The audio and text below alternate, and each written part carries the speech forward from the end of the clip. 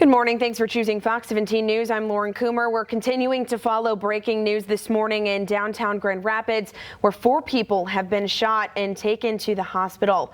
Our Max Goldwasser is on the scene right now. He's spoken to the police chief and a witness. Max, what have you learned so far?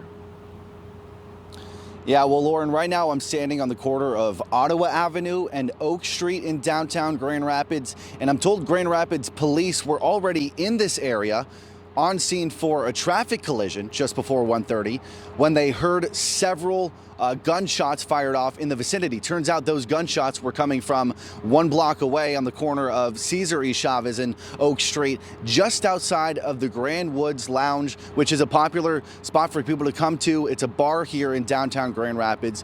Shots fired outside that bar. I'm told several dozen shots were fired, and as a result, 4 people injured, 3 males, 1 female, all taken to the hospital. 3 of them suffered non-life-threatening injuries, so we're told they are going to be okay, but one of those people is in critical condition at this moment. And because 4 people were injured, by definition, that elevates this to a mass shooting here in downtown Grand Rapids. And just to give you an idea of just how sporadic everything was, moments ago, police were identifying a bullet shell on the crosswalk just behind the camera, and we're, again, a block away from where the shooting happened. It looks like police presence has died down pretty drastically since we've been on scene around 3 a.m.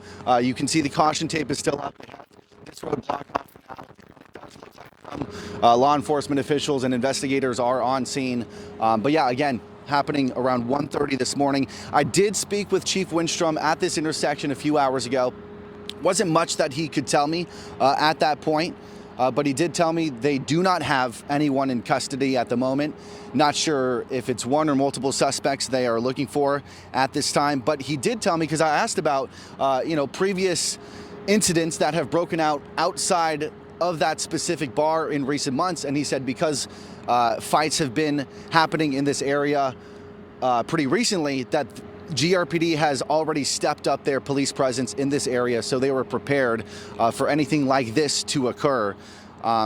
So they're still working to learn more at this point. Of course, it's still early in this process, and they would, this is a public spot. A lot of people there, a lot of witnesses, and so Winstrom is asking for those people to help in the process and offer any information they have so that they can try to piece together the events that happened here early this morning. We'll do everything we can to bring justice to these individuals. There might be a loss of life here tonight. If that's the case, another tragedy. But we're going to put 100% effort in, and we sure would like the public support as well. Anybody that has information on this, if they could call either the police department or Silent Observer, it's very important. Yeah, and right before I spoke with Chief Winstrom there, I also spoke with a rideshare driver who was able to shed more light on what he saw from his perspective. And he says that he was sitting just outside the bar, parked on the curb, waiting to pick someone up from the bar and take them home. And then he saw a fight break out to his right between at least 2 people. And within minutes after that, someone from his left side came around the corner, started shooting, and then he says it was just like bullets were flying everywhere.